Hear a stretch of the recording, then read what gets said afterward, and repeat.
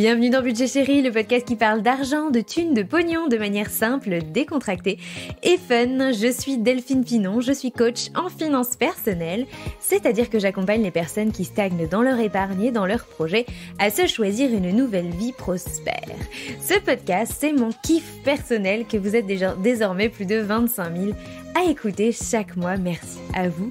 On y parle de vos préoccupations d'argent au quotidien, c'est-à-dire par exemple, comment faire comprendre à ses amis qu'on n'a pas le même train de vie, par où commencer pour préparer sa retraite, ou encore pourquoi est-ce que je préfère acheter une perceuse plutôt que de l'emprunter à mon voisin.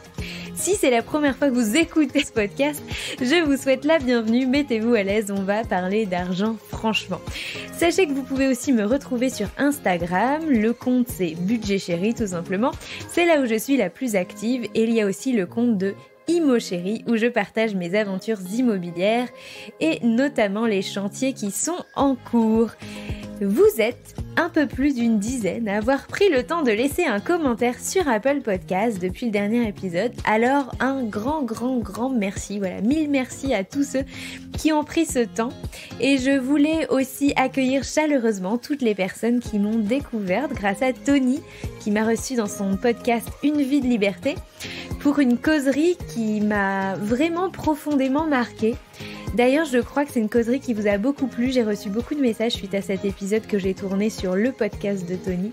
Et d'ailleurs, si vous ne connaissez pas encore Tony, je vous invite à aller découvrir là, tout de suite, maintenant. Interrompez-vous. Non, juste après, c'est mieux.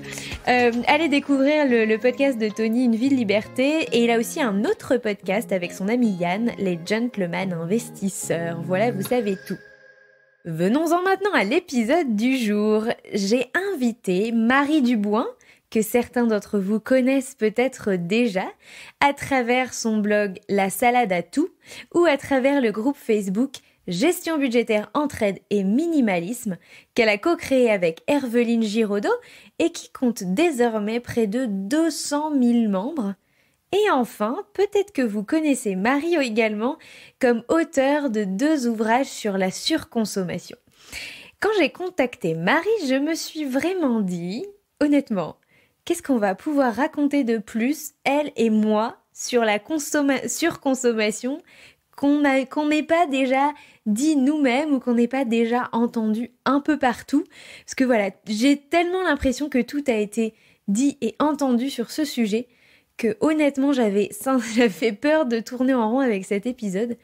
Et rassurez-vous, c'est pas du tout ce qui s'est passé. Au lieu de ça, je me suis éclatée à tourner cet épisode et surtout, franchement, cette causerie m'a décoiffée. C'est le mot. Je me suis même pris quelques belles prises de conscience en pleine face, en live, pendant l'enregistrement. Donc voilà ce que j'espère vous attend aussi. Voici les questions auxquelles Marie a bien voulu répondre, tout simplement qui est-elle, d'où vient-elle, comment en est-elle arrivée à devenir porte-drapeau du minimalisme en France, se voit-elle d'ailleurs elle-même comme un porte-drapeau? Mieux consommer, est-ce l'apanage des riches? Est-ce que le minimalisme est plus qu'une simple tendance? Et quel message porte-t-elle à travers la fameuse méthode bisou qu'elle a inventée avec Herveline? Ça, c'est autant de questions que je lui ai posées et qui ont jalonné tout ce long entretien que je vous propose aujourd'hui.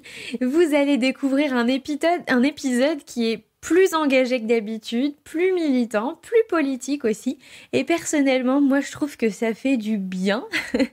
Donc voilà, en tout cas, c'est ce que j'ai à vous proposer aujourd'hui. N'hésitez pas à prendre des notes, à noter en fait ce qui vous passe par la tête en écoutant l'épisode. Je trouve ça toujours assez intéressant. Moi-même, je le fais quand j'écoute certains podcasts. Voilà, j'en dirai pas plus sur ce. Je vous laisse en notre compagnie. Salut Marie! Bonjour Delphine! Certains te connaissent, tu n'es pas inconnue, tu n'es pas totalement anonyme Marie. Alors en fait, il y en a plein qui te connaissent sans te connaître et puis il y en a qui te connaissent déjà parce que tu as écrit des livres, parce que tu as créé, même si tu ne t'en occupes plus de près, mais tu as créé une énorme communauté de près de 200 000 personnes. On va en reparler de tout ça. Mais donc, ton nom dit peut-être quelque chose aux auditeurs qui vont nous écouter. Je vais te présenter tout simplement. Marie Duboin, donc tu es blogueuse. On te connaît pour être la blogueuse derrière La Salade à tout, c'est ça, c'est le nom de ton blog? Tout à fait. Pour avoir écrit 2 ouvrages avec une acolyte dont on va reparler aussi, J'arrête de surconsommer, 21 jours pour sauver la planète et mon compte en banque, que tu as écrit donc avec Herveline Giraudot, ta meilleure amie de cœur, ta sœur de cœur.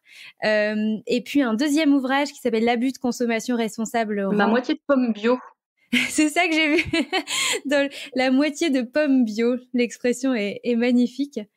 Et puis, donc, vous avez écrit ces 2 livres ensemble. Et avant ça, même si en fait, la chronologie n'est pas tout à fait exacte, mais avant ça, vous aviez cofondé toutes les 2 un groupe Facebook qui, je pense, vous a largement dépassé en termes d'ambition. Puisque aujourd'hui, aux dernières nouvelles, on est à pas loin de 200 000 membres sur ce groupe, dont du coup, vous ne vous occupez plus parce que voilà, il est beaucoup plus, il a fait sa vie et il a largement dépassé, j'imagine, les ambitions que vous aviez au départ. Oui, c'est ça. En fait, il est tellement énorme que maintenant, nous, on s'occupe des personnes qui s'occupent du groupe. Alors, on l'aura compris du coup, avec tout ce que je viens de dire.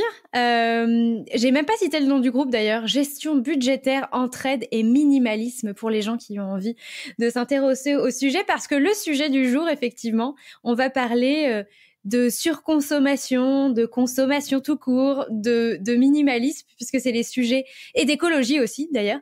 C'est les sujets dont vous vous êtes saisis toutes les 2, Herveline et toi. Et moi, j'ai voulu qu'on échange aujourd'hui parce que c'est un thème que j'adore, la consommation, la surconsommation. J'ai l'impression que c'est un puits de... Enfin, on n'a pas fini de s'interroger sur ces sujets-là. Donc voilà, je voulais comprendre. Bref, je sais pas s'il y aura un fil conducteur à cet épisode, mais moi j'avais déjà envie de comprendre d'où tu viens, voilà, c'est quoi ton histoire, comment t'en es arrivé à créer finalement presque un mouvement. Hein. Tu me diras d'ailleurs si tu te sens un peu porte-drapeau de ce mouvement-là ou pas. Mais voilà, c'est un peu tout ça que j'avais envie de savoir, en plus évidemment de parler de ces thèmes-là. Donc j'espère que le programme, je suis sûre que le programme te réjouit. Bon, complètement, t'as bien raison. Alors, commençons par le commencement. Ce qu'on ne sait moins sur toi, dis-nous un petit peu d'où viens-tu, dans quel milieu tu as grandi et puis comment t'en es arrivé à où tu es aujourd'hui, comment tu en es arrivé à te saisir de ces sujets-là et puis finalement à en faire aujourd'hui ton métier, puisque c'est devenu ton métier par la force de la passion et puis ça l'était pas du tout au départ. Non, non, pas du tout. En fait, moi, je viens d'un milieu où ces sujets n'étaient pas du tout des sujets. C'était pas abordé. On n'en parlait pas du tout. Je viens d'un milieu économiquement moyen, je dirais. Voilà. Mes 2 parents étaient employés. Mes parents sont divorcés. Euh, je n'ai pas connu la pauvreté, la boule au ventre des huissiers qui sonnent à la porte, etc., mais pas non plus l'opulence. J'ai toujours vu ma mère faire ses comptes, donc pour moi, la question de l'argent, en fait, et de la gestion de l'argent, pour moi, ça faisait partie du quotidien, comme faire à manger, comme faire le ménage. C'était une tâche classique du quotidien. Voilà, parce que il fallait quand même compter, il fallait prioriser les dépenses, mais sans pour autant se rendre malade avec ça.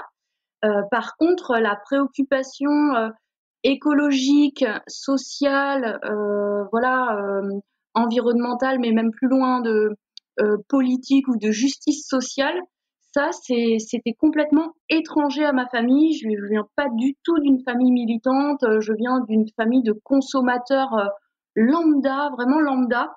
Et je pense que ça m'aide encore aujourd'hui à me mettre dans la tête des gens qui ont du mal avec cette démarche. Comment, du coup, j'en suis arrivée là un peu toute seule dans mon coin. C'est au moment de la naissance de mon fils en 2008, où en fait, quand il est né, il y avait plusieurs polémiques qui étaient en cours. Il y avait la polémique du bisphénol A, donc c'est ces molécules de plastique qui migrent dans les aliments quand on réchauffe les aliments dans du plastique. Donc déjà, il y avait ça. ce qui posait la question pour les biberons. Donc j'étais là, ah bon, qu'est-ce qu'il faut que je fasse pour mon bébé et tout. Et la deuxième polémique qu'il y avait en cours, c'était les perturbateurs endocriniens. Aujourd'hui, on en parle beaucoup, mais début 2008, pour moi, c'était une découverte que dans certains produits, notamment cosmétiques, il pouvait y avoir des agents cancérogènes, très irritants, voilà, qui perturbaient la thyroïde et tout. Et je me suis dit, mais en fait, c'était pour moi le début d'une prise de conscience que les produits qu'on consomme tous les jours, dans notre vie de tous les jours, voilà, qu'on va faire ses courses au supermarché, puis de manière assez automatique, on met les trucs dans notre chariot sans trop se poser de questions. Et ben en fait, si, ça serait peut-être bien de se poser des questions là-dessus parce que ça a un réel impact sur l'environnement, sur la santé et tout ça. Et il a vraiment fallu que j'attende d'avoir 25 ans pour avoir cette prise de conscience. Donc c'est par cette toute petite lorgnette que je suis entrée dans le monde vaste et immense et infini du questionnement sur la consommation. J'imagine, j'imagine du coup que de la prise de conscience dont tu me parles jusqu'au passage à l'action, ça n'a pas dû être, ça s'est pas fait du jour au lendemain. Euh, comment toi t'as vécu les choses en 2008? Ouais, alors pas du tout, hein. Ça a été très très très très très très long pour moi. J'ai pris les choses vraiment petit à petit, c'est-à-dire découverte par découverte, petite chose par petite chose. Tu vois, éviter de prendre des biberons en plastique, essayer de passer à des cosmétiques bio, ceci, cela. Je tâtonnais vraiment, d'autant plus que, comme je te le disais au début, j'avais personne dans mon entourage avec qui en parler puisque ça n'intéressait pas grand monde. Et du coup, à ce moment-là, je me suis un peu tournée vers Internet pour essayer de voir s'il y avait des gens qui étaient un peu intéressés, enfin qui avaient les mêmes questionnements que moi.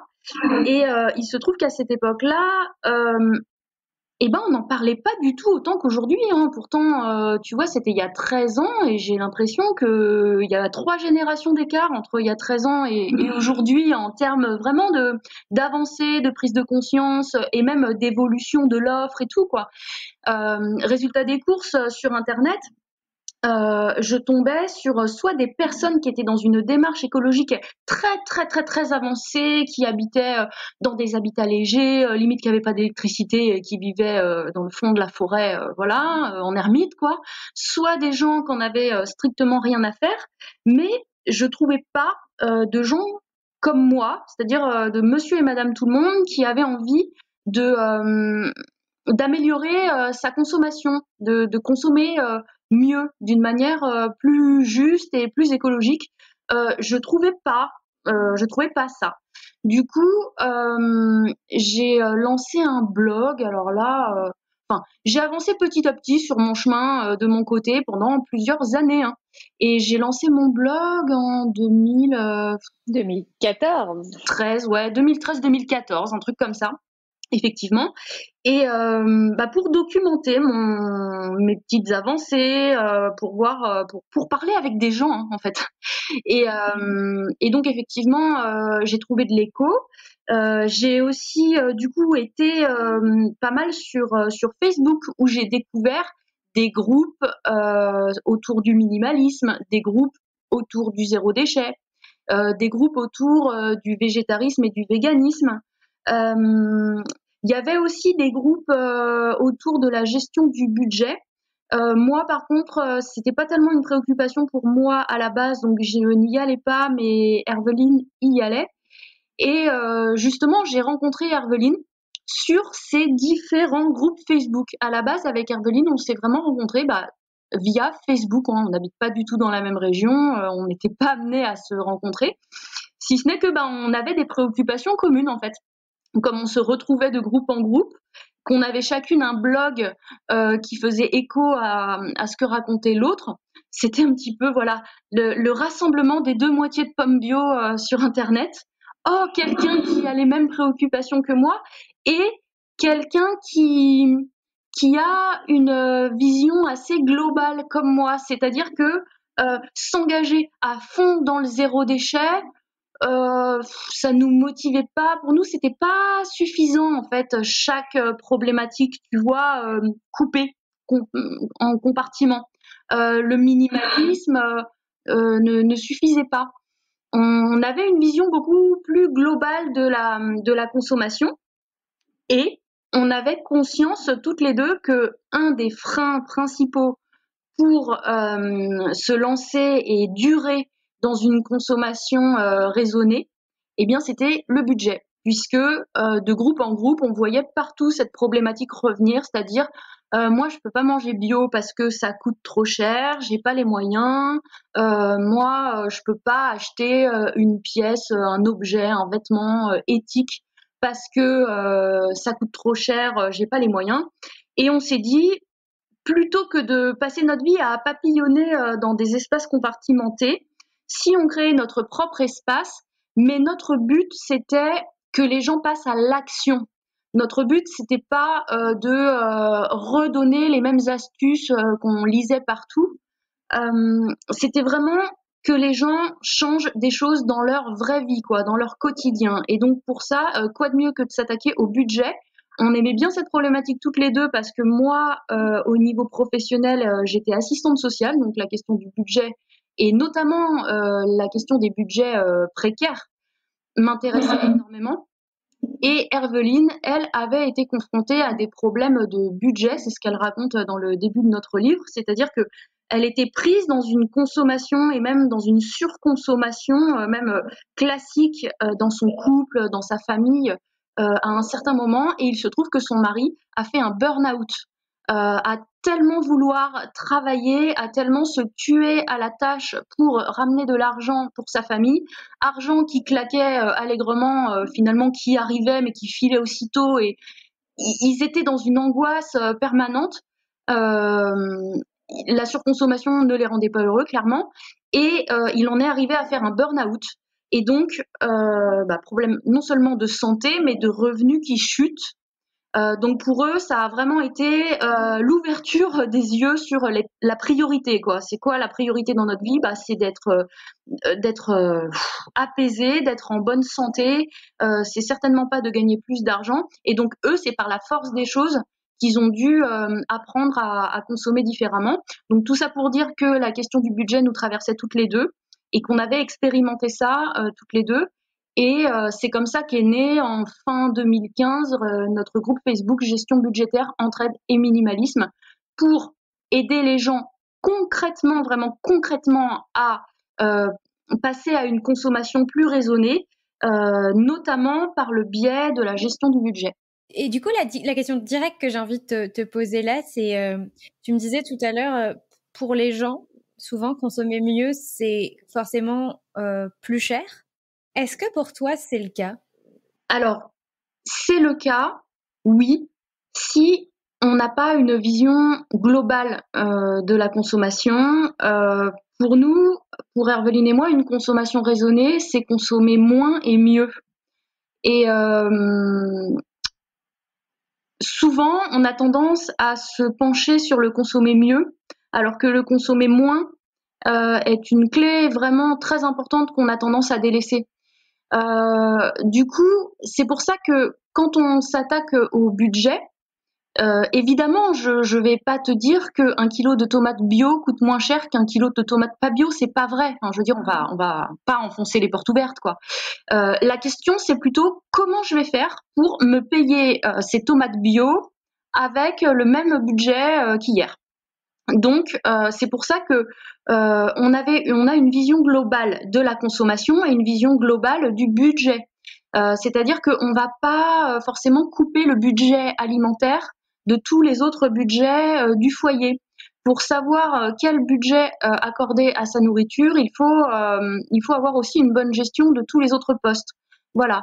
Après, ça c'est pour la nourriture. Mais par exemple, une pièce de mode éthique, un vêtement éthique, peut coûter extrêmement cher. Et tout le monde n'a pas les moyens de se payer un chemisier à 150 €, même si il est produit dans des conditions super et que bien évidemment il les vaut, le travail fait derrière et les conditions valent ce prix. Mais tout le monde n'a pas les moyens de se payer ça. Alors comment on fait pour avoir un comportement de consommateur responsable quand on n'a pas les moyens?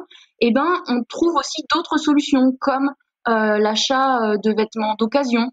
On apprend à gérer une épargne pour s'octroyer voilà quelque chose qui coûte cher plus tard. On apprend à différer en fait ses envies pour pouvoir mettre de côté pour des projets.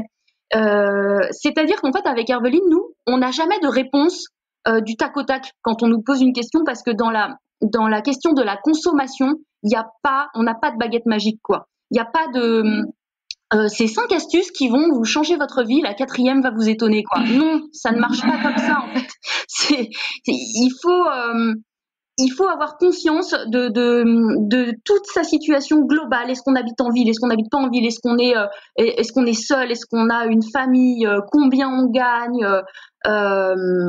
Et aussi, il faut avoir une bonne approche de sa situation mentale et psychologique. C'est-à-dire, qu'est-ce que la consommation veut dire pour moi?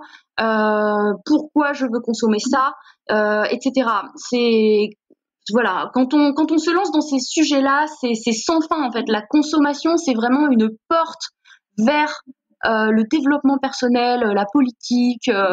Enfin, c'est sans fin. Et d'ailleurs, tu parles des astuces. Moi, c'est aussi quelque chose que je défends.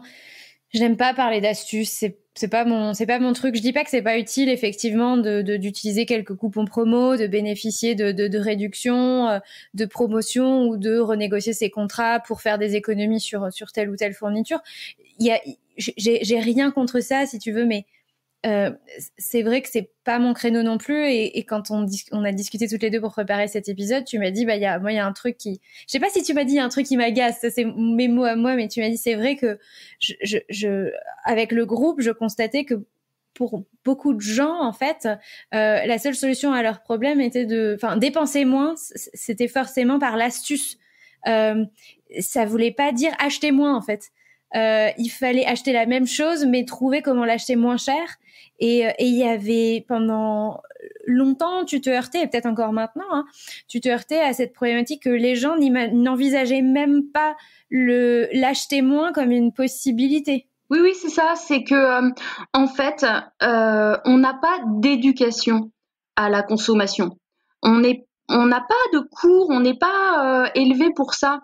Du coup, le problème qui se pose, c'est que on va aller chercher des solutions à l'extérieur pour comment payer la même chose moins cher, comment voilà renégocier ses contrats, etc. Puis moi, je suis comme toi, j'ai rien contre, mais là où il y a vraiment un switch dans notre manière de consommer, c'est quand on se l'approprie. Voilà, vraiment, on réfléchit davantage à nos comportements plutôt qu'aux bonnes affaires qu'on va faire. Dans la consommation, il y a des comportements qui peuvent relever de l'addiction, de l'accumulation, ou au contraire, il y a des gens qui vont flamber, dépenser plus que ce qu'ils n'ont, ou qui vont au contraire retenir beaucoup. Et tant qu'on n'a pas compris que la consommation dépendait énormément de nos comportements, on est en train d'essayer de mettre des pansements sur des jambes de bois en fait. J'ai envie de revenir sur un point. Tu disais que tu avais... Alors aujourd'hui, tu as changé de voie professionnelle. On en reparlera. J'ai envie d'évoquer ce sujet, mais on le garde pour la fin. Voilà, comme ça, on met l'eau à la bouche des gens qui nous écouteront jusqu'au bout. Mais tu as été à la fois assistante sociale et assistante familiale, donc famille d'accueil pendant longtemps. C'était quoi? C'était une vocation? C'était un hasard? Qu'est-ce qui t'a poussé dans cette voie? Je pense qu'on n'arrive pas dans ces voies-là par hasard, hein. Ça me paraît difficile. Oui, c'est une vocation. C'est une vocation de la relation d'aide. C'est le petit côté de la crise d'adolescence et de la révolte contre l'injustice qui n'est jamais passé, même mes 40 ans approchant à grands pas. C'est une vision du monde où on a envie de contribuer en fait, hein, d'aider et de contribuer. Donc c'est ça qui m'a amené à ces métiers-là. d'abord assistante sociale, puis assistante familiale, et maintenant je suis à mon compte. Il n'empêche qu'il y a un fil rouge finalement dans ma vie professionnelle, c'est de contribuer et d'aider, tout simplement. Et qu'est-ce que ça t'inspire quand tu entends, mais en fait, ces questions de consommation responsable, même finalement de consommer moins, c'est des questions de riches, parce que va dire à quelqu'un qui a un budget précaire, qui déjà se demande si il aura assez pour remplir pour faire le plein de sa voiture et donc se déplacer avec et faire des choses avec, de consommer moins, tu vois. Enfin, effectivement, j'imagine que 1000 fois on t'a renvoyé ça. C'est une question de riche, la consommation responsable. J'ai beaucoup évolué sur ce sujet-là. Vraiment, je dirais presque l'inverse aujourd'hui de ce que je disais il y a quelques années, mais je trouve ça hyper intéressant. Il y a quelques années, quand on a démarré le groupe, par exemple avec Herveline, je disais non, c'est pas une question de riche. Non, tout le monde, quel que soit son budget, peut consommer de manière responsable.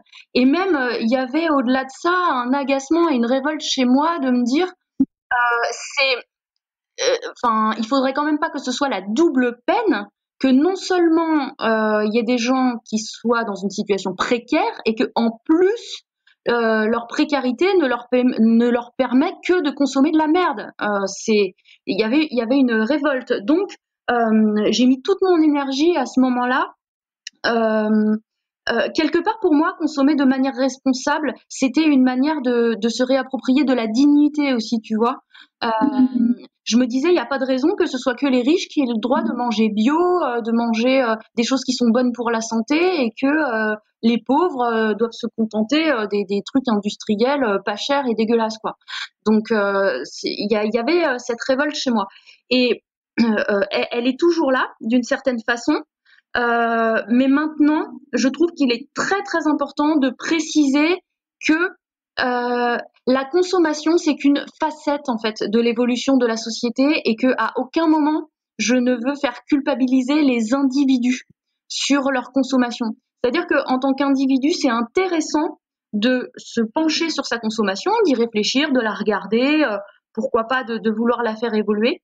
Mais j'ai vraiment conscience, puissance 8000, que pour avoir la disponibilité mentale de faire tout ça, il faut être dans des conditions suffisamment sécures, voilà, et que bien évidemment, quand on est seul avec 3 enfants et à peine un SMIC, on s'en fout de l'écologie, de l'état de la planète ou quoi que ce soit. J'en ai tout à fait conscience. Donc voilà, c'est comment nous, on s'adresse aux gens qui se sentent l'envie d'aller vers une meilleure consommation. Et en fait, mon discours, et c'est ça qui me manquait aussi beaucoup dans les milieux minimalistes et les milieux zéro déchet, c'est quelque part la dimension politique. C'est arrêter de croire que ta lessive au savon de Marseille va changer le monde. Ce n'est pas vrai en fait. Ce qui est vrai par contre, c'est que tu commences à avoir un esprit critique sur ce que les industriels te donnent à consommer. Tu as un esprit critique sur la publicité, donc par extension sur les médias en général. Et là, ça commence à devenir intéressant. Mais voilà, cette bascule entre responsabilité individuelle et responsabilité collective, finalement, dans ma pensée, elle est arrivée sur le tard. Ce que tu veux dire, c'est que en fait, dans les premiers temps, c'est un peu le qui veut peut. Si je comprends bien, en fait, enfin voilà, c'est à la portée de tout le monde. Chacun est responsable de réfléchir à ces sujets-là et de faire ce qu'il faut pour transformer les choses.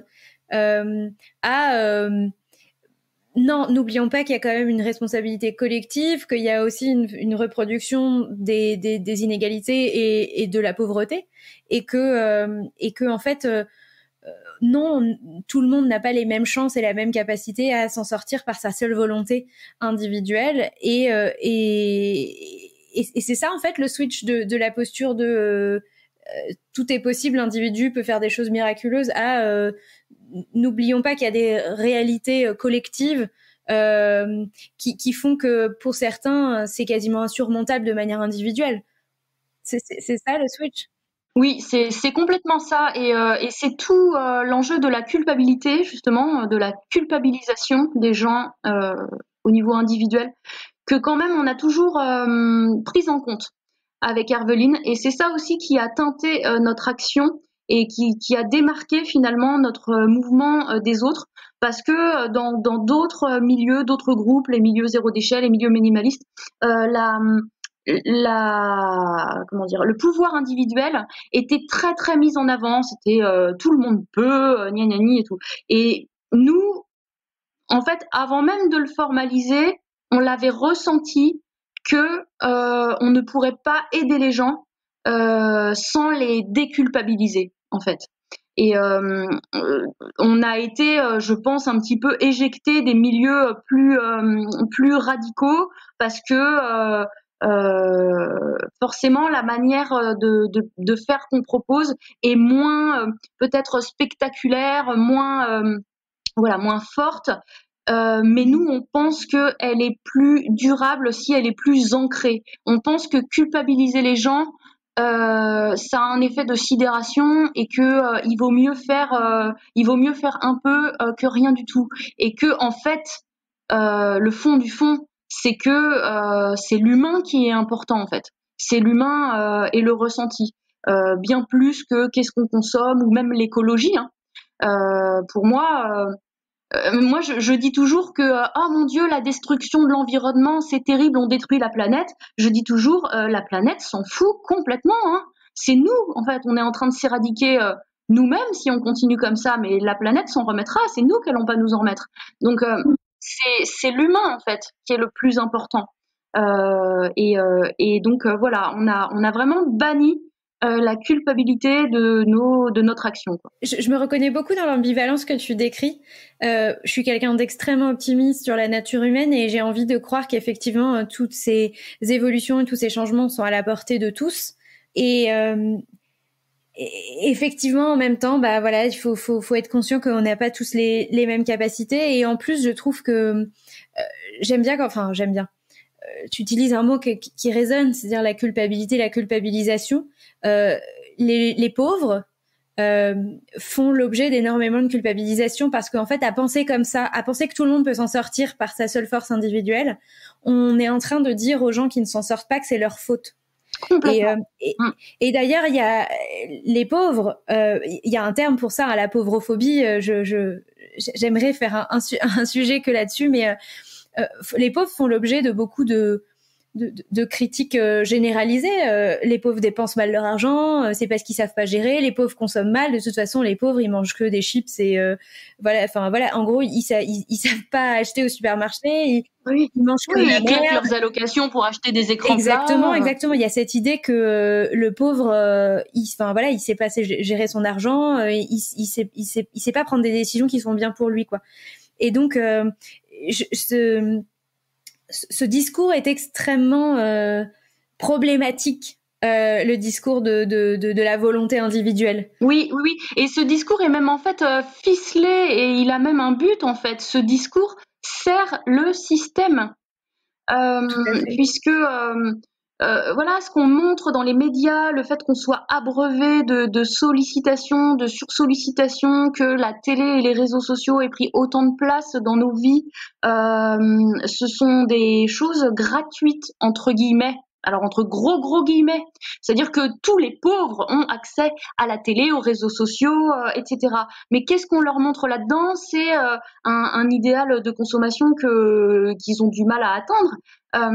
On leur montre une référence en fait. Enfin, ce que tout le monde, pas que les pauvres, ce que tout le monde voit à la télé, c'est une référence, c'est une norme, c'est ton intérieur, il doit être comme ça, ton comportement, il doit être comme ça. Si t'achètes ça, t'es plus si t'achètes ce déodorant là, t'es plus viril. Si t'achètes cet épilateur là pour les femmes, t'es plus féminine. Si t'achètes cette marque de pâtes, t'es plus t'es un cuistot, t'es un mini cordon bleu. Enfin voilà, c'est un peu tout ça. On nous renvoie ces images là et quand on n'a que ça comme référence, parce que par ailleurs d'autres formes de culture sont peut-être moins accessibles, bah c'est effectivement c'est plus compliqué. Moi, il y a une anecdote qui m'avait marquée. Alors je serais incapable de retrouver la référence exacte de ça, mais de critiquer les personnes, par exemple, qui font leurs courses au supermarché par rapport à leur impact écologique, non pas en supermarché d'ailleurs, en discount, parce qu'on sait bien qu'évidemment ce qui est produit en discount n'est pas du tout produit dans des conditions écologiques parfaites, etc. En fait, une famille qui irait consommer en discount toute sa vie, toute l'année, aurait un impact écologique moins important qu'une famille qui consommerait bio, AMAP, tout ce que tu veux, tout comme il faut, mais qui prendrait l'avion une fois par an. Donc en fait, c'est comme les déchets qu'on voit et les déchets qu'on ne voit pas, tu vois. C'est pour ça que le mythe du bocal de déchets pour l'année, moi, me fait ni chaud ni froid parce que ça ne veut rien dire en termes d'impact.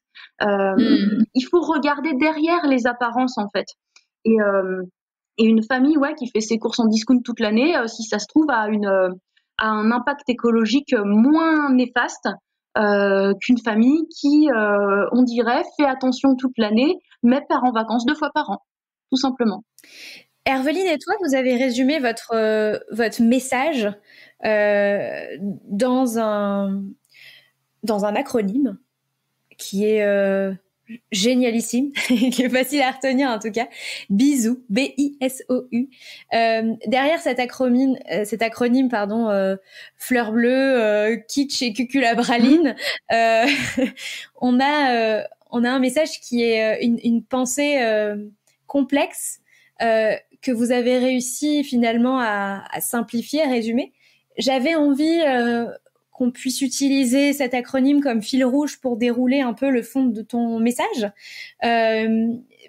Parce que bah voilà, vous avez passé du temps à élaborer ce truc-là. Moi, je trouve ça génial. J'adore en fait la méthode bisou. J'en avais parlé un petit peu sur Instagram et quand on a échangé toutes les deux en préparant cet épisode, en plus, j'ai compris en plus la portée qu'il y avait encore plus de fond que ce que j'imaginais. Donc voilà, si je te propose, peut-être enfin voilà, ça va nous amener à dériver de toute façon, je le sais, mais qu'on utilise cet acronyme pour comme fil rouge.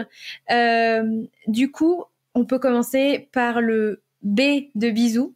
B, c'est quoi, Marie? B, c'est le B de besoin. Donc, on commence fort. En fait, la méthode bisou, c'est un moyen mnémotechnique qu'on a créé avec 5 questions à se poser avant de passer à l'acte d'achat. On a envie d'acheter un truc, paf, on s'arrête, on check la méthode bisou, lettre par lettre. Donc, le B, c'est le B de besoin. Mais pas juste est-ce que j'en ai besoin, c'est pas ça, ça c'est pas intéressant. C'est à quel besoin cet achat répond-il chez moi. Donc là, direct, on rentre dans le dur. On rentre dans l'aspect psycho-affectif. On rentre dans la norme et dans nous par rapport aux autres. Est-ce que j'ai besoin de me rassurer? Est-ce que j'ai besoin de combler un déficit de confiance en moi? Donc là, je pense par exemple maquillage, vêtements, voilà, confiance en moi. Est-ce que j'ai besoin de prouver mon amour à quelqu'un? Cadeau, ceci, cela. Est-ce que j'ai besoin de faire comme tout le monde pour être inclus dans le groupe? Enfin, avec le B de besoin, on va vraiment checker nos besoins psycho-affectifs. Je continue ou je m'arrête? Attends, non, il faut qu'on s'arrête sur besoin. Ouais. Non, parce qu'effectivement, moi, j'avais fait l'erreur de lire trop vite et effectivement de penser que c'était est-ce que j'en ai besoin. Tu n'es pas la seule. D'autant que j'ai fait il y a un super livre que par ailleurs j'aime beaucoup du Canadien Pierre-Yves McSween, sur lequel d'ailleurs j'ai fait un épisode entier, qui s'appelle En ai-je vraiment besoin? Et j'ai toujours été assez critique, pour ceux qui me suivent depuis longtemps, que j'ai accompagné, etc. Je suis assez critique de cette formulation. Est-ce que j'en ai vraiment besoin? Et les gens qui font appel à moi me disent, c'est vrai que bah moi je réponds toujours oui à cette question en fait. Le problème c'est que en ai-je vraiment besoin, ça appelle une réponse binaire où c'est oui, c'est non, et c'est difficile de pas dire oui. donc moi j'aimais pas tellement cette formulation. Et puis tu m'as ouvert les yeux.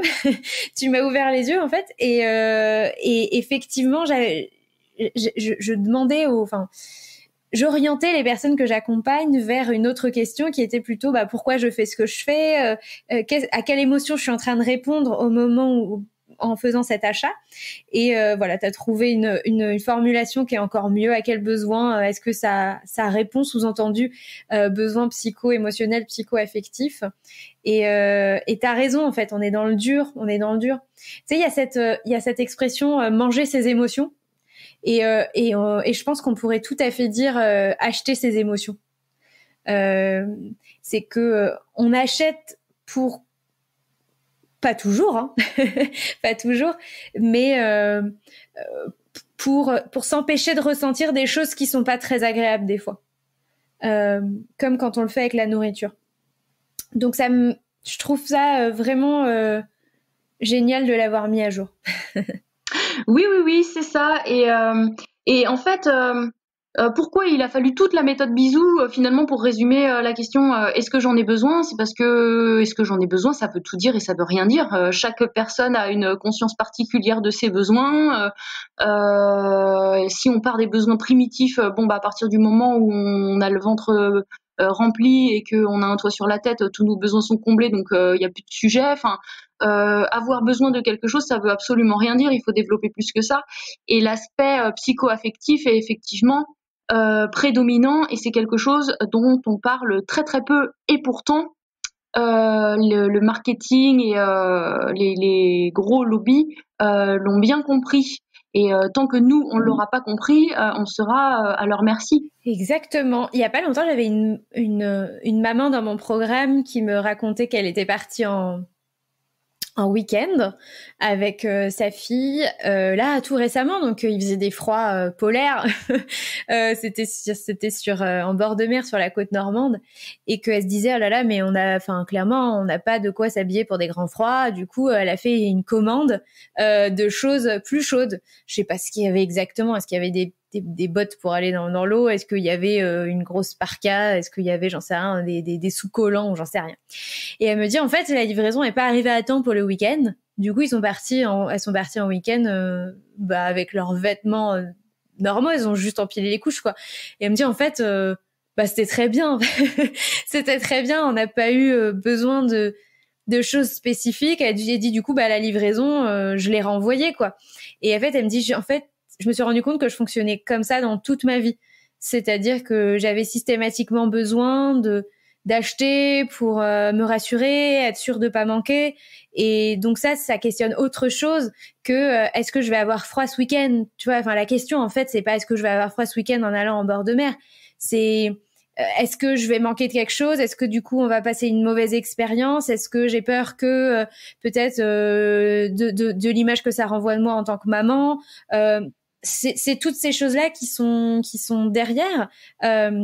Elle me dit aussi, j'avais emmené des affaires, un volume d'affaires énorme. Elle me dit d'habitude, monsieur, son mari est là et c'est lui qui porte les valises. Et du coup, là, il était pas là. Et elle me dit, je me suis rendu compte à quel point, mais je m'encombrais de tas de choses pour moi et pour ma fille. Évidemment qu'on n'a pas eu le temps de mettre en week-end, mais voilà, on était dans un encombrement, encore une fois, qui n'avait pour but que de répondre à des besoins psycho-affectifs.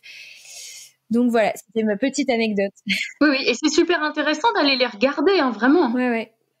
Ok, donc on l'aura compris, ça c'est les besoins. B de besoin. Alors, I comme immédiateté. Est-ce que vraiment il faut que je fasse cet achat tout de suite? Nous, on conseille toujours avec Herveline de différer ces achats d'au moins 15 jours, de éventuellement avoir des listes d'envie et de les laisser poser et d'y revenir à peu près 15 jours plus tard, parce que ça évite le côté pulsionnel.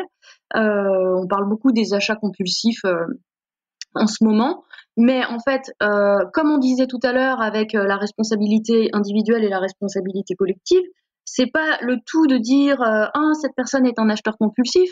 Pourquoi? Alors je veux dire, il y a 200 ans, ça n'existait pas, les acheteurs compulsifs. On nous éduque à devenir des acheteurs compulsifs à grands coups de publicité, de promotions qui ont lieu. Les promotions, elles arrivent toujours un peu par surprise. On peut pas les prévoir à l'avance. Elles ont toujours une durée courte. C'est que jusqu'à ce soir ou c'est que jusqu'à demain. Donc on n'a pas le temps de poser le pour, le contre, de réfléchir. On a tellement peur de louper la bonne affaire. On est tellement sursollicité, abreuvé par tous les moyens, que ce soit télé, réseaux sociaux, par mail, dans la boîte aux lettres, dans l'espace visuel, partout. En fait, on est sollicité en permanence et un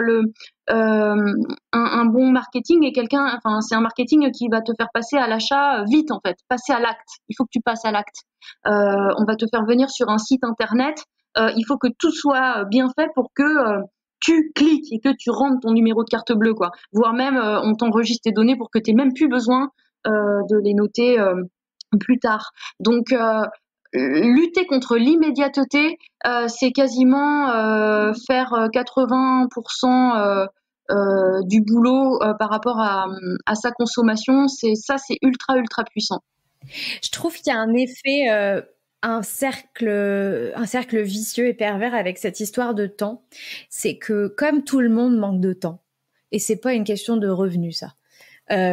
Comme tout le monde manque de temps, on met une valeur sur notre temps qui est tellement haute que finalement on achète la rapidité avec de l'argent.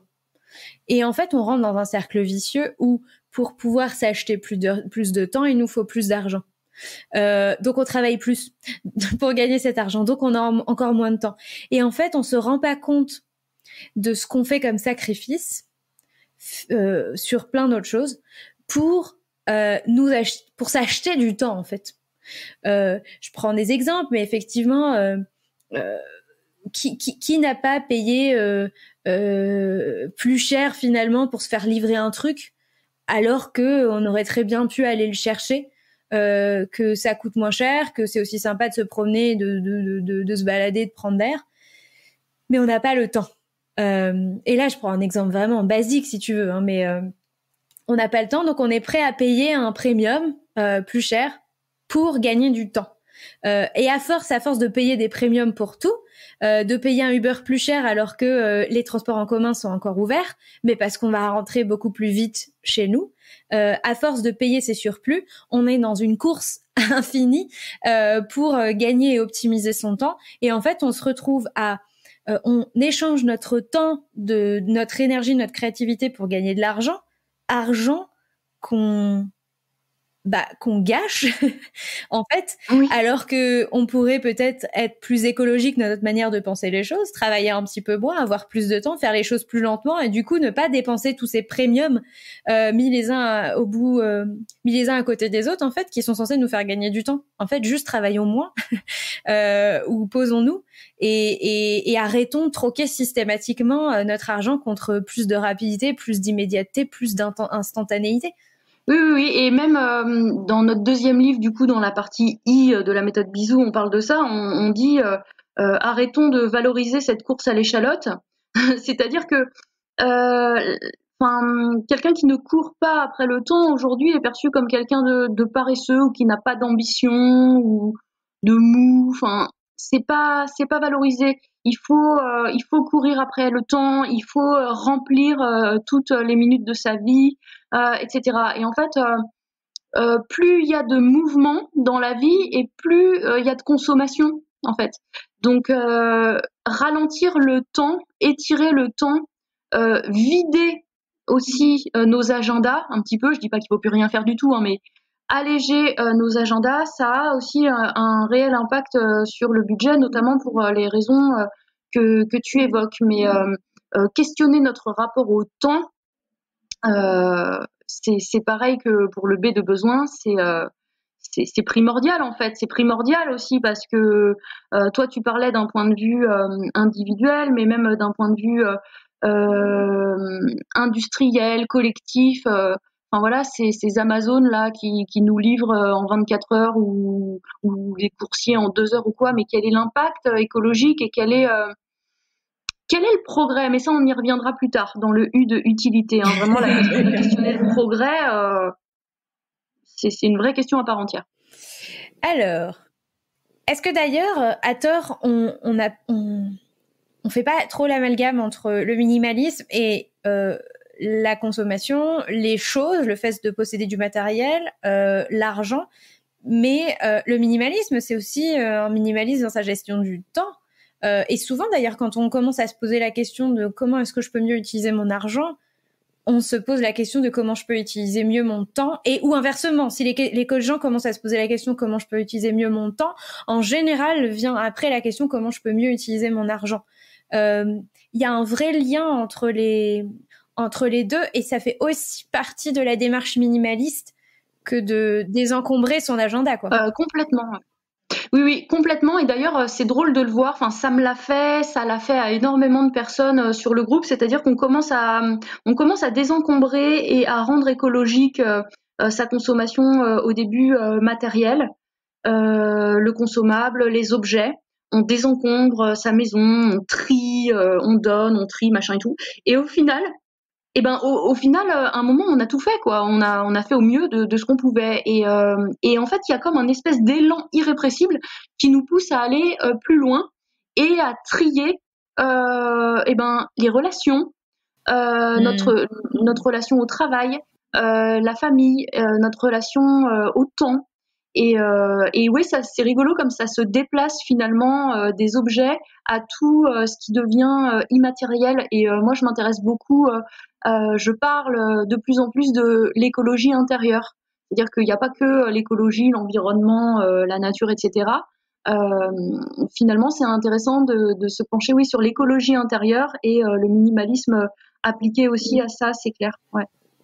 T'as dit un gros mot. Je pense qu'il y a plein de gens qui nous écoutent qui se sont dit oh mon Dieu, faire le tri dans les relations. T'as dit déjà premier bon au petit cœur, et après la deuxième, faire un tri dans sa famille. Et je suis totalement d'accord avec toi. Effectivement, si on revient au temps, on n'a pas le temps d'entretenir. Ça, c'est bon pour quand on a 20 ans, qu'on est étudiant.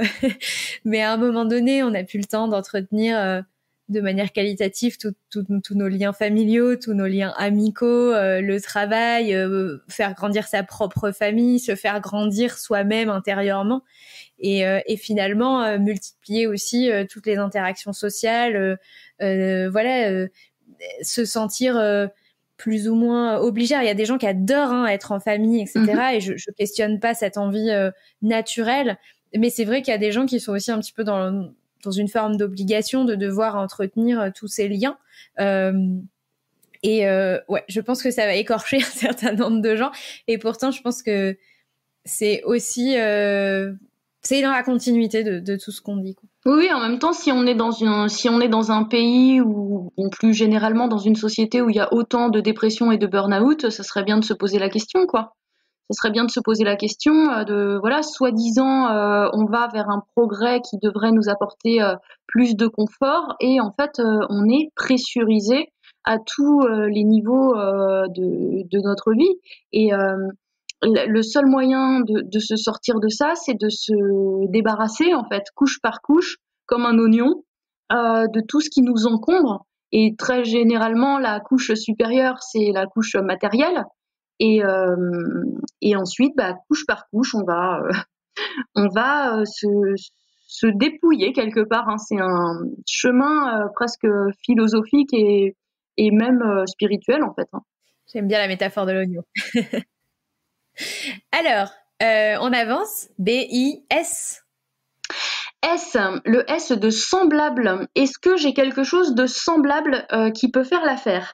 Donc là, on revient vraiment plus basiquement sur des questions de consommation. L'idée, c'est comment je peux finalement assouvir mon besoin sans passer par l'acte d'achat de quelque chose de neuf, quelque chose qui aura nécessité d'être produit, d'être acheminé, qui aura nécessité des ressources naturelles, humaines et tout. comment essayer d'avoir le moins d'impact. Donc là, on va aller chercher du côté des solutions alternatives à l'achat de neuf, donc voilà, l'achat d'occasion. Est-ce que quelqu'un peut nous prêter l'objet? Est-ce qu'on peut le louer? Est-ce qu'on peut troquer? C'est très intéressant dans le S de semblable aussi de se dire qu'on n'est pas tout seul. Aujourd'hui, on est dans une société où chaque famille nucléaire possède tous ces objets nécessaires à seulement eux. Je crois que ma phrase n'est pas du tout française, mais je pense que tu auras compris. L'idée, justement, dans le S de semblable, ce serait peut-être aussi d'élargir son espace de sa communauté et de voir si tel voisin, tel membre de la famille, tel parent de l'école, tel connaissance, collègue ou quoi ou qu'est-ce, est-ce qu'on peut mutualiser les choses? Moi, pendant longtemps, avec ma voisine, avant que je déménage, on mutualisait plein de trucs. On mutualisait les outils de jardin. On avait un gaufrier en commun en garde alternée. Ça peut être un appareil à raclette. Ça peut être. En fait, on se rend compte que dans notre vie, il y a plein d'objets où, si on réfléchit bien, on n'est pas obligé d'en avoir un par famille. Le machin, on le ressort 2 fois par an. Enfin, voilà. Le S de semblable, il nous invite à nous poser la question de toutes les stratégies qu'on peut mettre en place pour pas acheter finalement cet objet neuf. Alors, je suis totalement d'accord avec toi et en même temps, c'est vrai que moi, je m'imagine dans cette situation et plein de fois, je l'ai été même récemment et en fait, j'étais vraiment dans des croyances, des choses que je me raconte en mode. Alors moi, il se trouve que ça fait un peu plus d'1 an que je suis dans cette nouvelle région, que j'ai encore assez peu de liens sociaux et c'est vrai que mes voisins même ils m'ont proposé 1000 fois ce que vous voulez faire un petit coup de main sur le chantier et tout parce qu'on est en train on est en gros chantier sur notre nouvelle maison et en fait j'arrive pas à voilà, j'ai du mal à dire vous avez pas une scie à nous prêter ou un truc quoi. Bah, j'ai vraiment cette barrière d'être la personne qui voilà, qui je sais pas, qui va emprunter tout. Enfin. Ouais, mais c'est super intéressant. Ça te fait travailler sur toi et en fait, ça nous ramène vraiment à l'essence de la vie quoi. La vie, c'est quoi? La vie, c'est l'échange avec les autres. C'est que ça la vie en fait. Donc pourquoi se bloquer à recevoir Moi c'est pareil, je suis comme toi, je suis arrivée dans ma nouvelle maison, ça fait moins d'1 an aussi. Et quand on est arrivé, nos 2 voisins là, de chaque côté, nous ont abreuvés de légumes. De légumes du jardin, j'étais hyper gênée. Tout de suite, ils nous ont proposé si vous avez besoin de la remorque pour aller faire des trucs ou quoi. Et en fait, c'est précieux quoi. C'est précieux, même si toi aujourd'hui tu as l'impression que tu es plus en position de recevoir que de donner, les choses peuvent s'inverser très vite ou alors tu redonneras pas à la même personne qui t'a donné, c'est pas grave, mais en tout cas ça circule. Et ça, justement, le système dans lequel on est ne valorise surtout pas ça, puisque il faut que chaque personne ait tout. Il faut racheter, il faut s'équiper, et il faut que tout le monde soit équipé en tout pour faire tourner la machine. En fait, on n'en a pas besoin, tout simplement. C'est des faux besoins qu'on nous colle sur le nez, dont on n'a pas du tout besoin. Et même, c'est même encore plus grave parce que non seulement on surconsomme, non seulement on perd de l'argent, non seulement on puise les ressources de la planète, mais encore pire que ça, on coupe les liens. Et ça, c'est le pire du pire pour moi. Ouais, je pense que il y a, je pense, enfin, c'est une croyance que j'ai et probablement qui s'applique pas en toutes circonstances, hein, mais qui s'applique de fait en certaines circonstances. Et je pense que c'est une croyance que beaucoup de gens ont, c'est cette idée que demander, c'est gêner, tu vois. Donc ça va de demander aller quelque chose à son voisin à qui si on lui dit bonjour quand on le croise, mais c'est vrai qu'on n'a jamais entretenu une conversation avec lui, donc lui demander quelque chose, même si c'est juste du sucre, c'est gênant. Et voilà, jusqu'aux gens qui effectivement n'osent pas demander de l'aide sur tout un tas de problématiques. Mais voilà, demander, c'est gêner. Ouais. Alors que en vrai, je pense que tu me détromperas pas, mais il faut se rendre compte à quel point donner prêter, rendre service, ça nourrit aussi. Voilà, ça fait extrêmement du bien. Ouais. Moi, on sonnerait à ma porte et on me dirait, excusez-moi, j'avoue que là, il nous manque de la farine, j'en sais rien. Enfin, vous auriez pas un marteau, ou alors on a une petite réparation à faire et on n'a pas ce qu'il faut. Et en fait, on serait très content de dire, mais il y a pas de souci. Enfin, et puis on passerait pas notre soirée à en reparler en disant, oh ces gens-là, qu'est-ce qu'ils sont sans gêne, ils sont venus nous demander. Donc voilà, enfin. Et puis peut-être qu'il va y avoir un relou ou un ou un relou qui sera de mauvais poil, un ronchon qui réagira comme ça, mais pour la dizaine ou la centaine de personnes qui seront hyper contents de donner, de rendre service et qui oseront demander à leur retour aussi peut-être après et entraîner ouais. un cercle vicieux. Moi je vois avec mes voisins vertueux, pardon, oui. En fait, finalement, demander, ça te met en situation de vulnérabilité. Et nous, tout de suite, nos voisins nous ont proposé beaucoup d'aide et nous, on était un peu comme toi et tout. Et en fait, on a accepté un peu d'aide au début et on en a parlé avec eux et il se trouve que ça a amorcé une conversation où ils nous ont expliqué que bah eux aussi, ça leur est arrivé de se retrouver tout seuls. Ce sont des personnes qui sont originaires des Antilles, qui sont du coup pas mal seules en métropole. Et voilà, ça a généré des conversations un petit peu à cœur ouvert, tu vois, sur qu'est-ce que ça fait quand tu te retrouves tout seul dans une région. Et en fait, c'est chouette. Je pense que on se fait bien des films en fait dans notre tête. Je pense que les accords Toltec sont morts. Ne fais pas de suppositions. On va énormément supposer sur ce que les gens vont penser ou quoi. Et franchement, 9 fois sur 10, ça se passe pas du tout comme ça. Euh, et, euh, et je pense que voilà le lien à différents niveaux vraiment de mon discours, je pense très très fort que le lien est la clé, est vraiment une des clés très très importantes quoi. Je crois qu'en même temps qu'on discute, je me rends compte que ça nous arrange bien en fait. Je pense que ça nous arrange bien d'avoir l'achat à portée de clic et de pouvoir se dire ouais ben finalement de toute façon une perceuse honnêtement on trouve des premiers prix à 40 euros enfin voilà quoi ou un appareil à raclette on va se l'acheter et en fait ça nous arrange bien parce que ça nous évite justement de nous confronter à tous ces sentiments à toutes ces croyances à toutes ces contradictions et oui en même temps que je te le dis voilà je me dis c'est un grand élan. Je me dis que je vais essayer de changer tout ça. Il y a même des initiatives où il y a des gens qui notent sur leur boîte aux lettres ce qu'ils peuvent prêter dans des immeubles. Ouais, moi j'ai ci, moi j'ai ça. Il y a des petits logos. Moi j'ai une perceuse, moi j'ai ça. Et j'adore l'idée. C'est hyper chouette, bah ouais, carrément. J'adore l'idée. Ouais, super. Bon, j'adore. O-B-I-S-O. Oui, O. Alors le O, c'est le O de origine. Quelle est l'origine de cet objet? Et alors là, bah voilà, on part dans des considérations qui sont souvent pas très jolies. C'est-à-dire où est fabriqué cet objet? Est-ce qu'il est fabriqué à l'autre bout de la planète par rapport à moi? Donc comment il a été acheminé? Quel est l'impact carbone de son transport, en quelle matière est-ce qu'il est fait, est-ce que c'est une matière qui est polluante, est-ce que c'est une matière qui est rare, est-ce que c'est une matière qui nécessite des milliards de litres d'eau, par qui il a été construit, produit, est-ce que c'est des gens qui travaillent dans des conditions dignes, voilà, en fait le haut c'est toutes les caractéristiques de l'objet.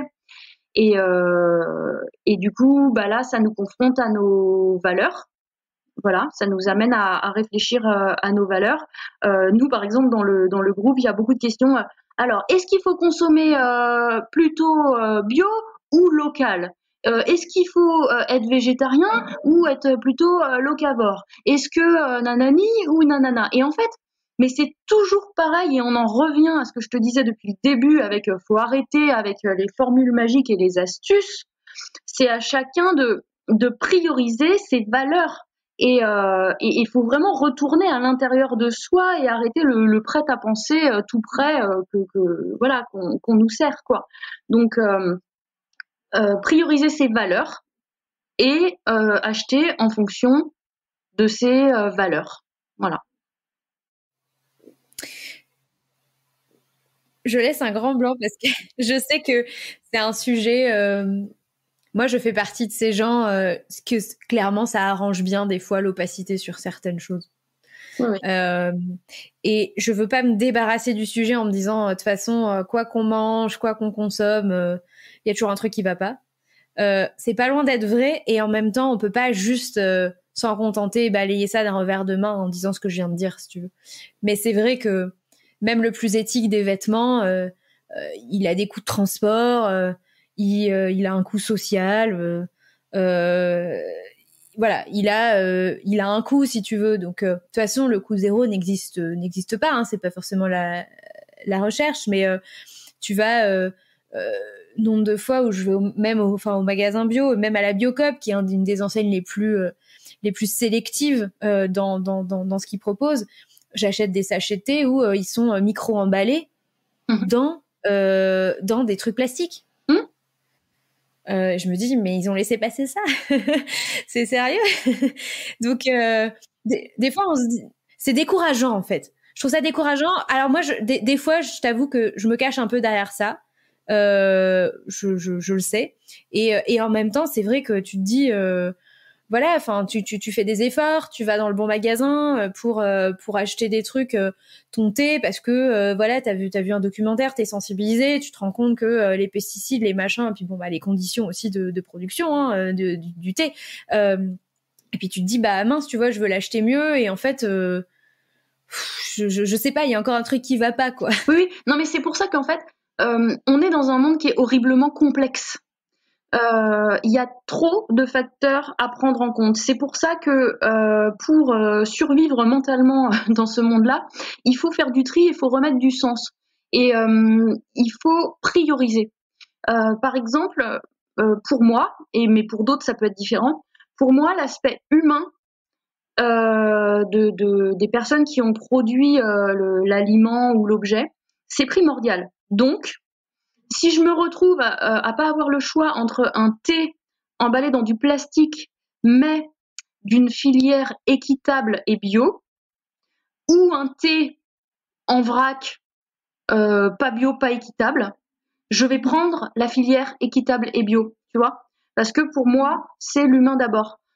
Pour une autre personne, ça va être le bio pour la santé. Et donc, il va privilégier par exemple du bio qui vient de plus loin plutôt que un légume produit dans sa région, parce que c'est sa santé qui compte. Et en fait, je pense que il faut arrêter avec ça, et on a passé trop de temps à brasser du vent avec cette idée-là, d'essayer de trouver ce qui est mieux par rapport à une autre manière de faire. De se tirer dans les pattes, de critiquer les uns les autres ou de quoi ou qu'est-ce. C'est bon. Enfin, en fait, c'est du vent embrassé qui ne sert à rien quoi. Si déjà chacun en son âme et conscience consommait en s'étant interrogé sur ses valeurs, on aurait fait un énorme pas quoi. Donc dire oh là là tout ça c'est bien compliqué donc je fais rien, bah c'est dommage en fait. Fais ce qui te semble juste, et en fait rassure-toi, il n'y a pas la solution idéale, elle n'existe pas. Comme je dis toujours, on peut pas être parfait dans un monde imparfait. On peut pas être un consommateur parfait. On peut pas. On ne nous en donne pas le loisir, c'est pas possible. Donc, à chacun de s'accrocher à ses valeurs et de s'y tenir, quoi. C'est ça que tu décris par le mot éco-anxiété, cette idée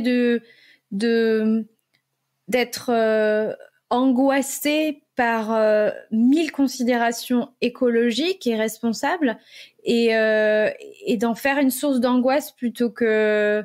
Enfin, tu vois, s'angoisser pour être parfait, en fait, c'est un peu ça, c'est-à-dire, oh là là, mais là, je vais pas partir en vacances ici parce que c'est une zone polluée. En plus, bah, si il fait très chaud là-bas, donc ça veut dire qu'on va être obligé d'utiliser un climatiseur. Et puis, en plus, on veut et la piscine et machin. Et moi, je vais certainement pas en vacances là où il y a une piscine, machin. Enfin, tu vois, c'est à un moment donné, finalement, d'être tellement d'être prisonnier de ses principes, de ses valeurs. Moi, j'ai vu ça chez des gens autour de moi. C'est de ça dont tu parlais ou pas? Alors, le phénomène que tu décris, pour moi, c'est pas ça l'éco-anxiété. Pour moi, l'éco-anxiété, c'est autre chose. Pour moi, ce que tu décris, c'est la charge morale, qui est une forme de charge mentale, mais spécifiquement liée à son comportement de consommateur. C'est-à-dire, tu sais, on parle dans l'alimentation de l'orthorexie, les personnes qui comptent toutes les calories, qui comptent tous les minéraux, les machins, les trucs, il faut que tout soit super équilibré, méga parfait et tout. Ouais. Et ben en fait, c'est une forme d'orthorexie appliquée à la consommation. Et en fait, il est absolument nécessaire de se lâcher la grappe par rapport à ça et de s'éloigner des personnes ou des mouvements qui culpabilisent par rapport à ça, puisque c'est en fait le meilleur moyen d'arriver à la sidération et de laisser tomber. Et nous, on veut pas que les gens laissent tomber, on préfère qu'ils continuent à avancer, quitte à faire 3 pas en avant et 2 pas en arrière et 3 pas en avant. Au final, ils avancent, tu vois. Si tu passes toute ta vie à te poser ce genre de questions et à avoir toujours l'impression de mal faire et que chaque fois que tu fais tes courses, c'est la prise de tête et qu'au final, finalement, t'es jamais satisfait à 100% de ce que t'achètes, la vie est triste, quoi. La vie est pénible, hein. Et puis il n'y a pas que ça dans la vie, hein. Enfin, je veux dire, être un écolo parfait, c'est pas un goal. C'est pas un goal, quoi. Donc non, non. Et on ne vraiment, pour tes auditeurs, j'aimerais bien qu'ils retiennent que on peut pas avoir une consommation parfaite. Voilà, ça c'est dit. Maintenant, on peut passer à autre chose, quoi. Alors, c'est quoi l'éco-anxiété, du coup? L'éco-anxiété, c'est plus une forme de déprime, voire dépression, enfin des sentiments, enfin des symptômes dépressifs liés à l'effondrement écologique. C'est-à-dire à quoi bon vivre dans un monde où de toute façon toutes les espèces sont en train de mourir, on est en train de tout polluer, de tout massacrer, de tout détruire, les inégalités se creusent. Enfin, c'est un monde finalement sans espoir, quoi. C'est une forme de dépression particulière liée au contexte écologique, en fait, qui arrive, qui est en train d'arriver, hein, qui est en train d'être reconnue spécifiquement par la psychiatrie. Alors, terminons avec le U. B-I-S-O-U. Oui, le U de utilité. Est-ce que cet objet va m'être utile? Et là, c'est pareil, c'est un peu tarte à la crème, c'est un peu comme est-ce que j'en ai besoin? Parce que finalement, utile, ça veut dire quoi? Utile, quelqu'un va te dire oui, c'est utile, l'autre va te dire bah non, c'est pas utile. Nous, ce qu'on veut questionner avec le U, c'est plutôt la question du progrès et de vraiment quel est le bénéfice d'acheter cet objet dans ma qualité de vie, dans ma vie quotidienne, quoi. Est-ce que c'est un truc que je vais utiliser une fois par an, voilà. Est-ce que c'est un vrai progrès ou est-ce que on m'a dit que c'était du progrès? Dans notre deuxième livre, on s'est intéressé à la définition du progrès. Et dans la définition du progrès, il y a l'idée du vivre mieux ensemble, en fait, du bonheur quelque part. Or, maintenant, on nous fait passer pour du progrès tout ce qui est des nouveautés, en fait. Par exemple, les progrès technologiques, c'est juste des nouveautés, quoi. C'est-à-dire que cet appareil photo qui prend déjà des photos, enfin, ce téléphone qui prend déjà des photos incroyables, même encore plus belles que certains appareils photo, et ben maintenant il y a la gamme encore au-dessus qui est sortie. Ok, très bien. Quel est le progrès en fait dans ma vie? En quoi ça me fait avancer? Qu'est-ce que ça change, quoi?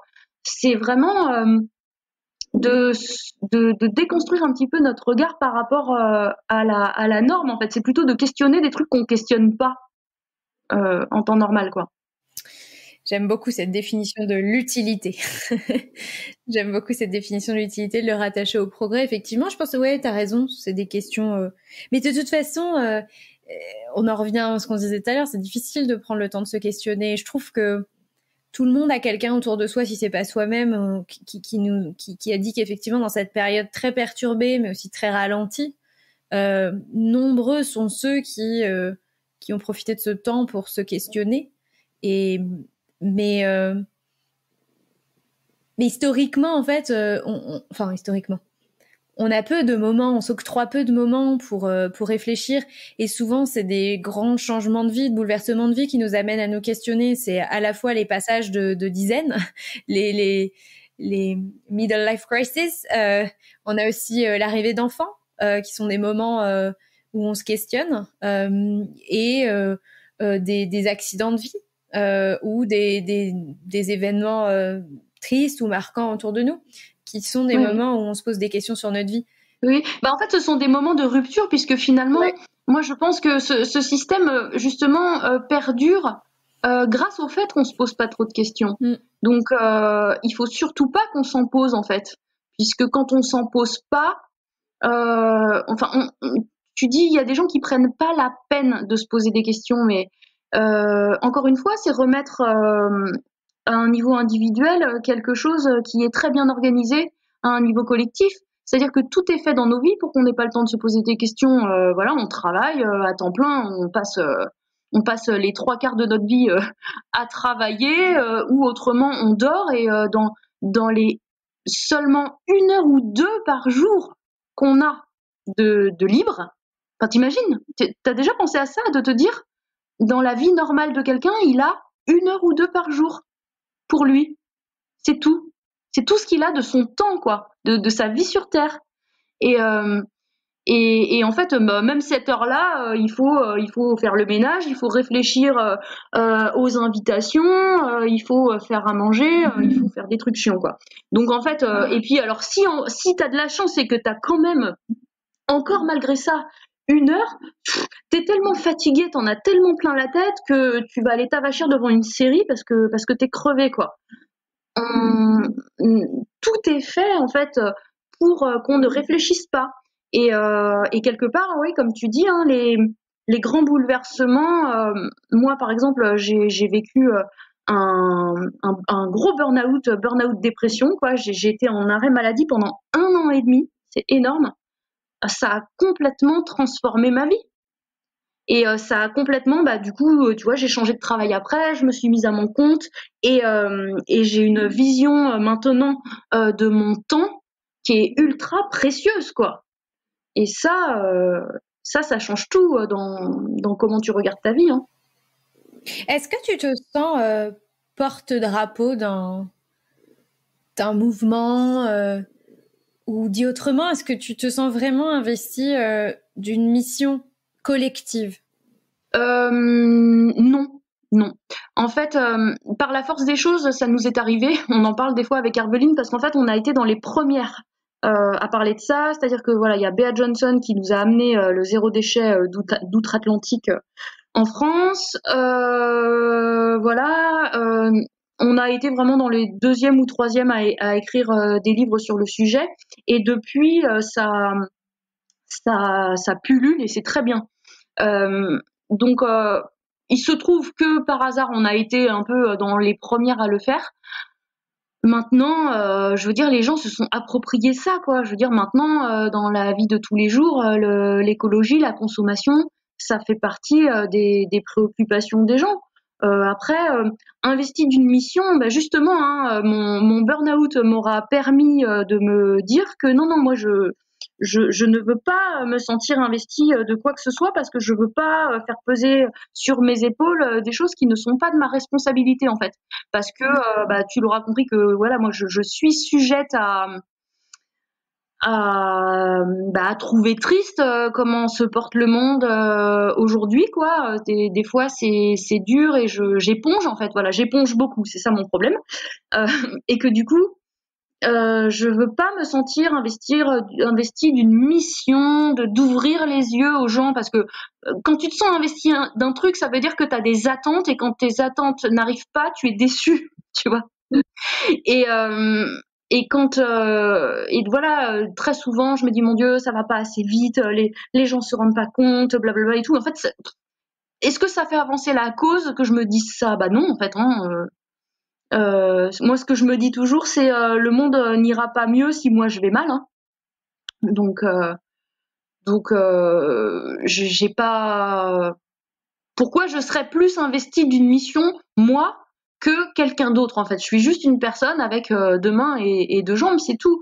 Et c'est ça, justement, que j'ai envie de dire aux gens, c'est arrêtez de croire que d'autres sont investis, que d'autres vont faire à votre place, etc. Quoi, hein. Les autres, même pour discuter avec des personnes qui tiennent des comptes militants, par exemple, sur Instagram ou quoi, derrière chaque association, derrière chaque compte militant, derrière chaque auteur engagé, il y a juste un être humain, quoi, hein.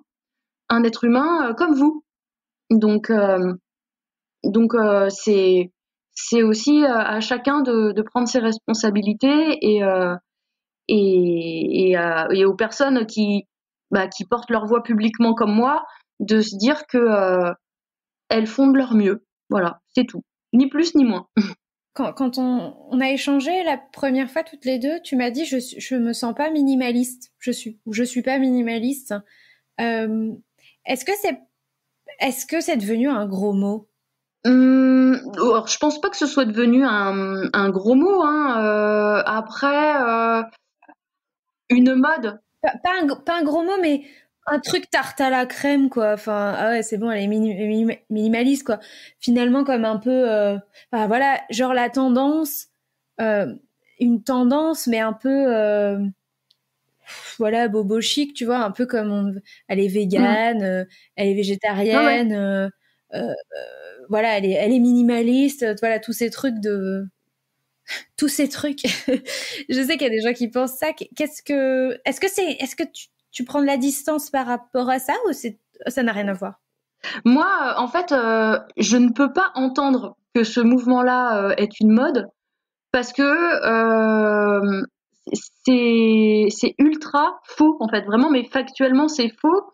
J'ai fait un petit post la dernière fois sur mes réseaux sur lors d'un voyage en Inde, tu sais, j'ai visité un temple Jain. Là, les Jain, c'est un mouvement religieux de personnes véganes en fait. Finalement, est-ce que c'était sûrement les premiers véganes quoi.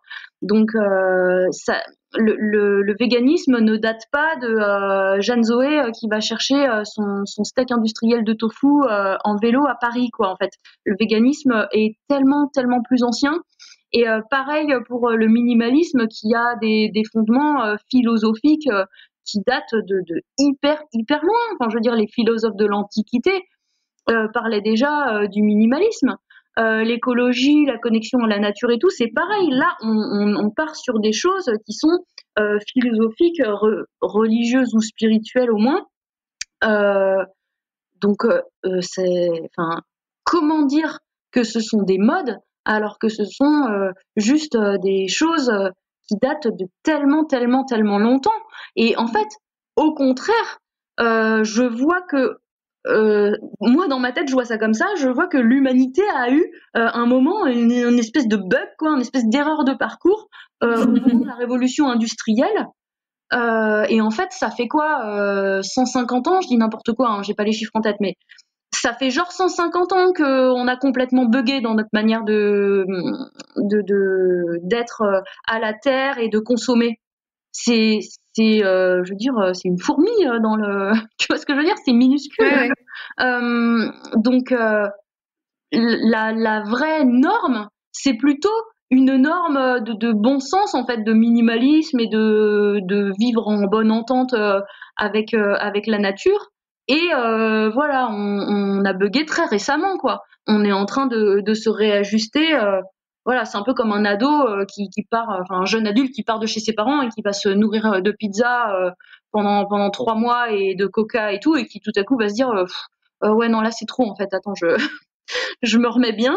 Et j'ai l'impression qu'au niveau de l'humanité, on est un peu en train de, de faire ce chemin-là. Donc, bien au contraire, pour moi, loin de l'idée que ce soit une mode, au contraire, c'est un retour à l'essentiel, quoi. Sur un autre sujet, alors au passage, j'ai adoré ton analogie du jeûne et de la pizza. Mais, est-ce que est-ce qu'il fait bon être minimaliste, adopter une démarche minimaliste et gagner beaucoup d'argent? J'ai l'impression que c'est un peu comme être de gauche et avoir plein de thunes, Oui, tu vois. ouais. J'ai l'impression qu'il fait pas bon. Maintenant, j'ai l'impression qu'on a réconcilié écolo et avoir l'argent. Ça, j'ai l'impression que c'est à peu près ok. Mais comme les gens imaginent avoir de l'argent avec avoir des possessions, plein de choses, etc. J'ai l'impression qu'il fait pas bon encore être minimaliste et avoir beaucoup d'argent ou vouloir beaucoup d'argent. C'est des sujets auxquels t'es confronté. Est-ce Oui, que dans le... Vas-y, dis-moi. oui, dans le groupe, on a eu pas mal ce genre de questionnement. J'en parle avec mes abonnés aussi.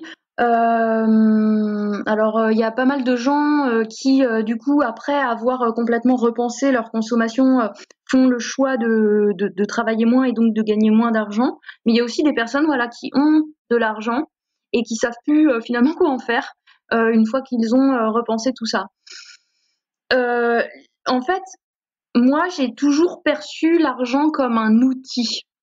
Et l'outil n'est pas la construction que tu fais avec. Tu vois ce que je veux dire? Donc, euh, je pense qu'il faut se refocaliser sur justement notre baie de besoins, quels sont nos besoins psycho-affectifs, comment les combler, qu'est-ce qui nous fait du bien dans la vie, qu'est-ce qui nous rend heureux, machin. Et ensuite, l'argent est un des outils qui va nous permettre d'atteindre ça. Pour moi, c'est pas incompatible d'avoir beaucoup d'argent et d'être minimaliste ou d'être écolo. C'est juste que euh, c'est pas nécessaire en fait. Après, euh, du coup, tu peux poursuivre ton but avec cet outil-là particulier. Tu peux contribuer quoi. Tu peux contribuer à je sais pas des associations, monter des trucs. Enfin, il y a mille manières de dépenser son argent. Hein. Et même moi, plus récemment, la question qui m'a traversée, c'est j'ai quand même le droit aussi d'avoir de l'argent pour moi. Parce que dans le milieu écolo, il y a quelque chose de très sacrificiel. Voilà. Il faut tout donner, hein, jusqu'à sa dernière chemise pour la cause, quoi. Tu vois, quand t'es engagé, tu n'existes plus, en fait. Tu te fais dévorer par ta cause. Et moi, c'est quelque chose avec lequel j'ai beaucoup de mal en ce moment, dont je suis en train de me dégager. Et en fait, on a tout à fait le droit de s'octroyer des plaisirs et d'avoir même de l'argent pour soi. Il n'y a pas de pourquoi ce serait incompatible. Je vois pas. C'est incompatible uniquement dans notre tête, hein, avec la vision, voilà, soi-disant que quand on est de gauche et quand on est minimaliste, l'argent c'est sale, l'argent c'est souvent on imagine qu'il est mal acquis, qu'il est mal l'argent, c'est rien en fait. L'argent n'existe pas. L'argent, c'est juste des chiffres sur un ordinateur en fait. Hein. C'est dingue. La seule chose qui existe, c'est c'est les choses qu'on voit et qu'on peut toucher quoi. C'est l'alimentation, c'est notre toit sur la tête et c'est notre relation, nos émotions, nos relations aux autres ou quoi. Tout ça, ça existe. L'argent, pour moi, ça n'existe pas, c'est au mieux un outil, quoi. Après, bien entendu, dans la limite de quand tu en as assez pour assouvir tes besoins vitaux, hein, on est d'accord. Tu décris en fait une forme de surenchère qui peut arriver où effectivement on veut être le parfait minimaliste, comme on veut être le parfait écolo, comme on veut être le parfait militant. Enfin, tu vois, c'est effectivement à un moment donné, elle est où la limite, quoi. C'est-à-dire que c'est quoi? Est-ce que la limite du minimalisme, c'est le dénuement? Oui. Est-ce que parce que des gens font le choix de tout rendre et de vivre avec une valise, c'est ça le parfait minimaliste et qu'on est obligé et que c'est l'aboutissement de ce qu'on fait. Et en fait, déjà c'est très personnel. Il y a des gens qui vont avoir besoin d'aller jusque là pour y rester ou pour faire marche arrière, mais se confronter à une forme de limite. Et puis c'est pas la voix de tout le monde en fait. Chacun a sa voix. Il n'y a pas une façon d'être minimaliste. Mais franchement, je sais que oui, ça peut questionner la limite justement. Mais la limite, en fait, il y a que nous qui pouvons la poser. C'est ça en fait. Exactement. C'est ça que vraiment il faut retenir. Surtout, enfin moi c'est un des grands apprentissages de ma vie parce que je suis quelqu'un qui a tendance à me laisser, comme je disais, j'éponge beaucoup et je me fonds avec la cause parce que voilà j'ai un grand sens de la justice. Voilà la préservation du vivant, des liens. J'ai des émotions qui sont fortes et tout, donc j'ai tendance à me fondre. Le problème, c'est que plus tu vas te fondre, plus aussi les attentes des autres vont être grandes. Et il y a quelque chose de complètement pas logique dans cette histoire qui fait que plus tu en fais, plus on t'en demande. Ça, c'est quelque chose que j'ai du mal à comprendre. Et en fait, tout ça pour dire que à force d'avoir énormément culpabilisé sur le fait que j'en faisais pas assez, sur le fait que j'avais des dissonances cognitives, sur le fait que, en plus, moi, en tant que personne publique sur ce sujet-là, je me dois évidemment d'être encore plus parfaite que tout le monde. Et à force de culpabiliser, c'est une cocotte minute en fait, ça explose. Si on veut tenir sur la durée, il faut s'autoriser des soupapes absolument. C'est primordial. Hein. J'ai 2 questions pour terminer, Marie. La première, c'est que donc il y a suite à ce burn-out, tu le disais, tu as fait le choix de quitter ton ancien job et de te lancer en indépendante. Je sais parce que tu me l'as dit que ça peut être un chemin facile parce que c'était pas naturel pour toi de te lancer dans une voie un peu plus entrepreneuriale. La question que je me pose, c'est est-ce que ce changement professionnel a à nouveau questionné ton rapport à l'argent dans le sens où tout d'un coup, bah, tu devais mettre une valeur sur tes prestations. Tu dois gagner l'argent que par toi-même, enfin t'en remettre à ton simple travail et créer une offre, développer une clientèle et vraiment cette question de quelle valeur je mets à mon travail, tu vois. Ouais. Quelles sont les difficultés auxquelles tu as été confrontée, tu vois, quelles sont les limites que tu as rencontrées au moment où tu as fait cette bascule? Oui. Bah, en fait, j'ai été percutée de plein fouet par tout ce que tu racontes. En plus, je viens d'une famille de salariés où, en fait, dans ma famille, il y a une espèce d'énergie un peu du manque et de la peur, puisque ma mère s'est retrouvée orpheline. Elle a travaillé en tant que salariée toute sa vie dans la même boîte. Donc cette boîte-là, c'était un peu le côté paternel, quoi. Tu sais, très très rassurant. T'es employé, il peut rien t'arriver, la sécurité de l'emploi. Ma mère rêvait d'être prof, malheureusement, elle a pas pu l'être. Elle rêvait pour ma sœur et moi que, si on avait pu travailler dans la fonction publique toute notre vie, elle aurait été la plus heureuse, tu vois. Donc, tu vois de quel milieu je viens. Personne du tout dans l'entrepreneuriat dans ma famille. D'ailleurs, ce qui est très drôle, c'est que ma petite sœur, très peu de temps après moi, s'est lancée dans l'entrepreneuriat aussi. Donc, ma mère est en PLS. Bref. Et donc, même si je pensais avoir un rapport à l'argent plutôt sain, hein, on va dire. Je pense que le rapport à l'argent, c'est un peu comme notre état psychique. En fait, on a tous des névroses, hein, on les gère plus ou moins. Bon, moi, je pense que j'avais un rapport à l'argent plutôt sain, mais ça m'empêchait pas d'avoir des peurs, comme tout le monde, d'avoir des pensées limitantes, comme tout le monde. Et l'entrepreneuriat est une école de développement personnel à elle toute seule. Hein. Bien évidemment que j'ai peur. Il y a plus cette notion de... En fait, en entrepreneuriat, tu peux pas être médiocre. Tu peux pas faire acte de présence et rêvasser ou quoi que ce soit. en fait, tu es ton outil de travail, quoi. Et ça, c'est super bizarre. Et le fait de ne pas avoir des ressources garanties et régulières, ça me fait régulièrement ultra flipper, c'est clair.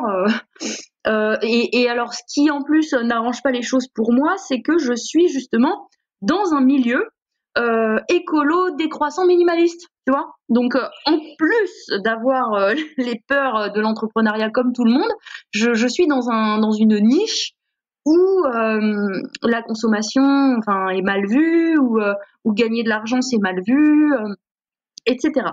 Donc, je pense que j'ai pas choisi la facilité, mais ce qui me sauve, c'est de chercher toujours mon alignement et c'est de rester authentique. C'est-à-dire, j'ai jamais essayé de faire croire à qui que ce soit que j'étais parfaite et que j'agissais parfaitement. Je pars du principe que je documente mon chemin en fait. Donc, oui, je suis confrontée à toutes ces difficultés, mais je fais avec et pour autant, je pense que je ferai machine arrière pour rien au monde, quoi. Ne serait-ce que pour la gestion de mon temps, ne serait-ce que pour ça. Il faudra que je fasse un jour un épisode sur ce sujet-là, effectivement, du passage à l'entrepreneuriat, devenir indépendant, de ce que c'est de mettre un prix sur son travail, sur son talent, sur son temps. Il y aurait tellement de choses à dire. Je vais te laisser le mot de la fin. J'ai tendance à demander à mes invités.